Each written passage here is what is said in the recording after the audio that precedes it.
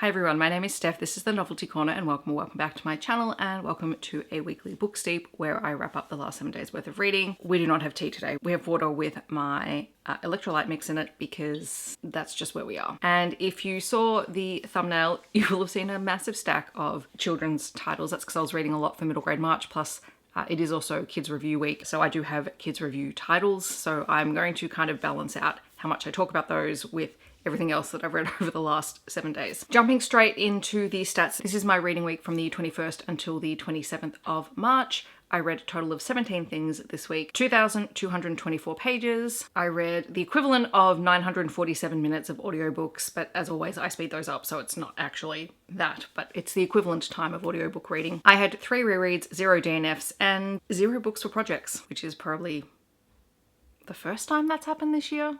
Maybe it's happened one other time. I'm going to start with some kids review titles, get those out of the way, then I'll show you the rest of the kids books that I read, because I actually didn't read any of these books this week, but they come out this week and theoretically I'm not supposed to talk about them until they come out. They actually come out tomorrow. So there are 3 picture books. The first picture book is Come Home Bigibila by Tutt and Irma Gold, and this one is illustrated by Jessica Tedham. This is a really gorgeous First Nations picture book. It is about Bigibila, which is the Gamilaroi word for echidna, and Bigibila is a baby echidna who wanders off from home when her mother goes out looking for food, and it's about her finding her way back home after she is taken by some well-intentioned bushworkers who end up putting her in a pen thinking that she has been lost or abandoned, but she knows that it isn't home and she ends up figuring out a way to get back to her mum. It's very sweet, it's gorgeous. Tutt is awesome, and this is his first kids picture book, so I'm really excited for that, especially since he does a lot of really amazing work in children's non-fiction, specifically First Nations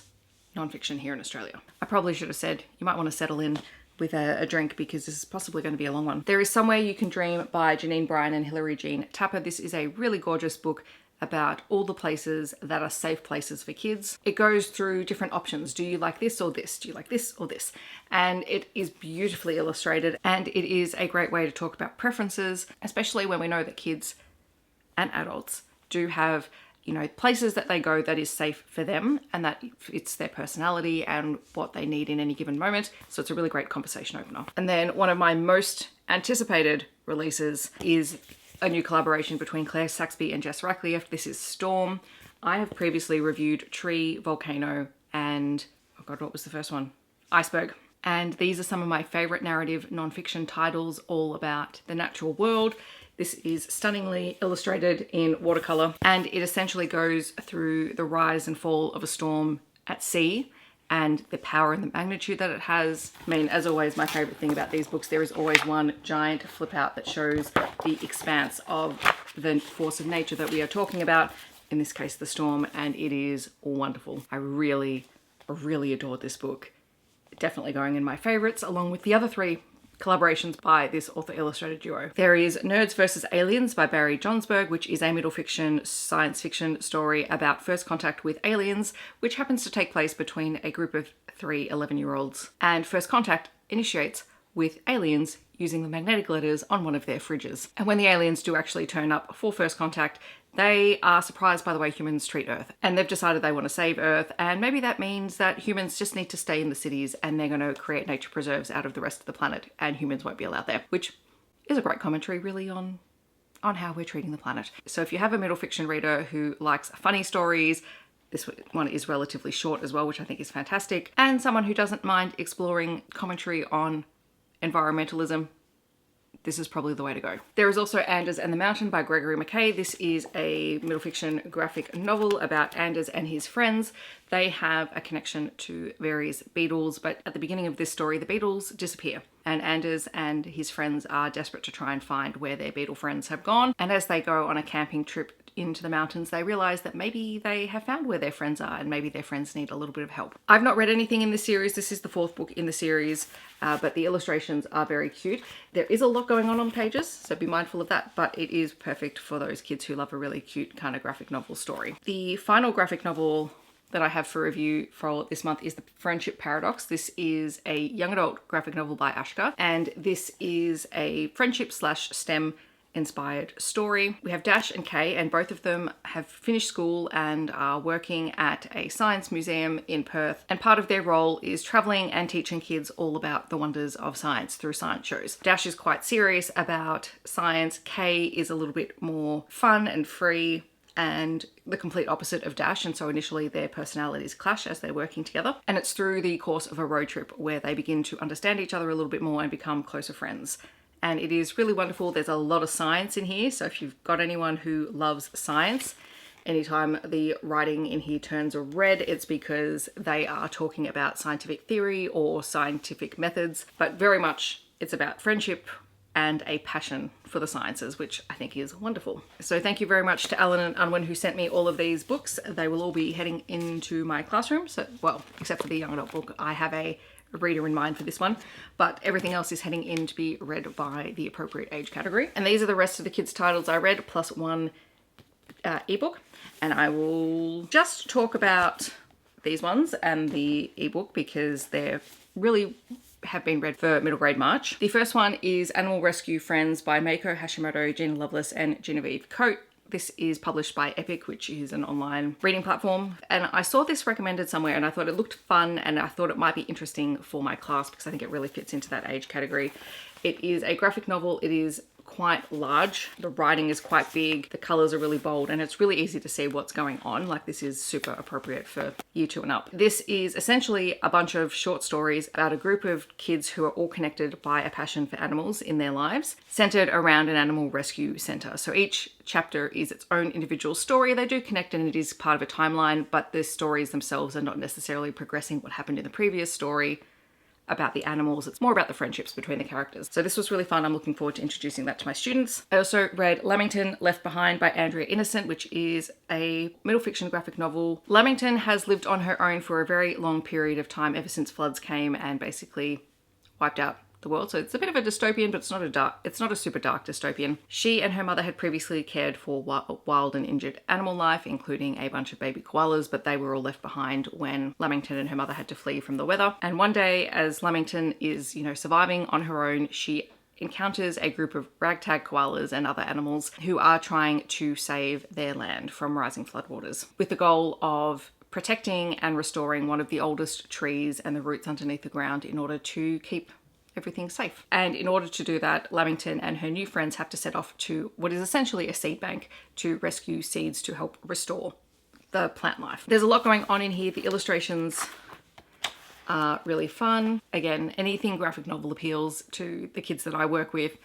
So this will be a fun one to introduce them to, especially since it's Australian. I also finally read Tristan Strong Punches a Hole in the Sky by Kwame Mbalia. This is part of the Rick Riordan Presents line. This one in this case looks at Western African myths and legends and was really, really fascinating to read. We're following Tristan, who has grown up on the stories of his grandmother, and he ends up falling through to a parallel world. Everything is a little bit destabilized and he meets a lot of gods and myths from the stories that he was told as he was growing up. And it's up to him and the new allies that he makes to try and save the day from a evil force that is taking over the land. This book really celebrates storytelling and it was really, really fun to read. It was nice to actually finally pick it up because it's been sitting on my Kindle for a number of years. I was very invested in it. Some of the myths and legends I had heard of before, others were new to me, and so I've learned a little bit, which was really nice. And it was nice to read it during middle grade March. So I'm glad that I picked it up. All right, so we're done with kids' titles. Then we go into rereads, of which I had 3. So I reread Magic Bites. I finished that reread this week, and I also reread Magic Burns, both on graphic audio. They were just my audiobook in the background for most of the week. I also immersive read Egotistical Puckboy by Eden Finley and Saxon James because the audiobook was available on Libby. I borrowed it and figured it was a good time to do a reread. Also meant I got to tap up my copies of the physical books. So if you're unfamiliar, the Puckboy series is a spin-off of Eden Finley and Saxon James's CU hockey series, but this one is set with basically the PR disasters of the NHL. Oh, the sun's decided to come out and play. We'll see how long that lasts. This sets up the entire Puckboy's universe, which is really fun and delightful, and spoiler alert, I have just read the final book in the series and I am ready for a full reread of the series after reading that. This is very much about Ezra, who is a force to be reckoned with. He has a rivalry with a guy on another team called Anton Hayes, and the two of them just continuously butt heads. And after a one-night stand,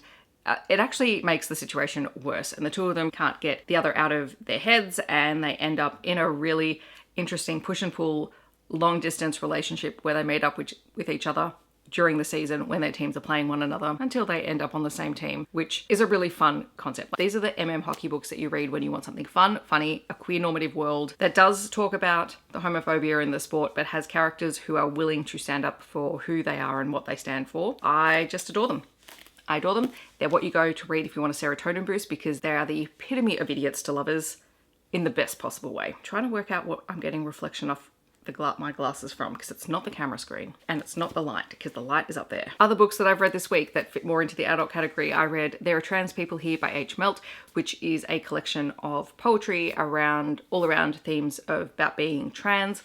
It was wonderful. Again, this is something that's been on my Kindle for a while and I really, really wanted to pick it up, especially with the trans rights readathon happening. Fantastic read. Really, really worth picking up. Another book with trans rep is The Longest Night by E. Ottoman, which is about two trans men who have met as pen pals, and when one of them basically quits their job to save the job of someone else, receives the offer to come and stay with his pen pal. It's the first time they've ever met in person, and it's a little bit awkward at first, but they realize that's because they've probably both got these expectations that they haven't been able to communicate in their letters, because in their letters they are really, really close. As they spend more time together, you know, sort of that they realize that they are that comfortable with one another and they just need to be a little bit kinder to themselves. It's a novella-length story and it was just gorgeous. It's like a little slice of moment in these characters' lives and I really adored it. I also read Wobble by Becca Seymour, which is another novella, and this one is about Corey and Eric. Eric is a lifeguard. I think he's the lifeguard. And Corey is on the beach with some friends. He's been paddleboarding and he ends up getting stung by jellyfish. And his friends are trying to get him to the lifeguard station so that he can be treated. Eric is one of the lifeguards on duty. And Corey ends up in hospital from all of these stings. And Eric comes to visit him. And there is some very, very funny high on hospital medication drugs conversation that happens. And then it's Corey and Eric, you know, deciding to go out and get to know one another a little bit more. It's a very short novella, but it was just a really delightful, fun, easy to read, uncomplicated story. I needed a lot of those last week. I also finally started the Second Chance Ranch series by Annabeth Albert, with the first book being Want You Back. This is a small town cowboy romance between Colt and Maverick. Colt and Maverick were childhood best friends that moved into boyfriend territory, and then Maverick left. As it turns out, Maverick's father, who had a ranch in town, and basically the entire town was founded by Maverick's family. Maverick's father was not great. He was not a very nice person to be around, and so both Maverick and his sister left, and Colt told him to go because it was obviously not healthy for him to stay in the town. Colt has stayed and become sheriff, and now Maverick is back. His father has passed on. The ranch has passed to Maverick and his sister, and they're just trying to decide what to do with it. They're determined when they come into town that they're going to be selling it. However, they are basically told in the will that the ranch can't be sold for a year, and they have to run it for that year before it can be sold. And as Maverick spends more time in town, reconnects with Colt, reconnects with the people who were his family that really supported him and cared for him, including the current ranch manager, he begins to realize that maybe it's not all bad in town, but there's still a lot of personal family history sort of stuff that they need to deal with. Maverick has also really taken on looking after his niece because his sister is suffering from substance abuse issues, and through the course of the book that becomes really apparent, and there are quite a few things that happen ultimately involve her being involved in a car accident while under the influence and having to go into rehab, and Maverick having to have temporary custody of his niece. And so there's a lot going on. Annabeth Albert always manages to pack so much into her stories, and it's great. But they're never light and fluffy. They have light and fluffy moments, but there's always a lot going on. But I am very excited to have started the series, and I'm keen to get into the next couple of books as well. So stay tuned, that will be happening pretty quickly, I think. As for things that are upcoming on my TBR, I'm currently in the middle of Chasing Shelter by Catherine Cowles as an audiobook, so I'm continuing my Sparrow Falls read. That's book 5 in the series. I do have a couple of upcoming arcs that aren't out for a couple of weeks, but I might see what I can knock out over the next couple of days. But honestly, I feel like I probably just need to mood read for the next week, because when this video goes up, it's the last week of term. It's close to Easter, and who knows? Who knows what's going to happen? Actually, the only other book that I can tell you that I'm definitely reading, because I'm reading it today, is Sword Heart by T. Kingfisher, and that's going to be featuring in a reading vlog. And that is my reading week this week. In the comments, I'd love to know, what have you been reading over the past 7 days? Feel free to share that down below. Otherwise, feel free to let me know if you've read any of these titles, or if you're planning on picking any of them up. All of the kids review titles will have reviews on Kidlit Joy starting today as well. That's a week of back-to-back posting, but it's all scheduled and ready to go, so I don't actually have to do anything. It's now just done. Thank goodness, because I have to do all of my Novelty Corner editing today. If you just want to let me know that you're here but you don't want to leave a comment, feel free to leave your current favorite emoji in the comments. Otherwise, I hope that wherever you are in the world, you're staying safe and healthy, and I will see you in my next video. Thanks so much for watching. Bye, everyone.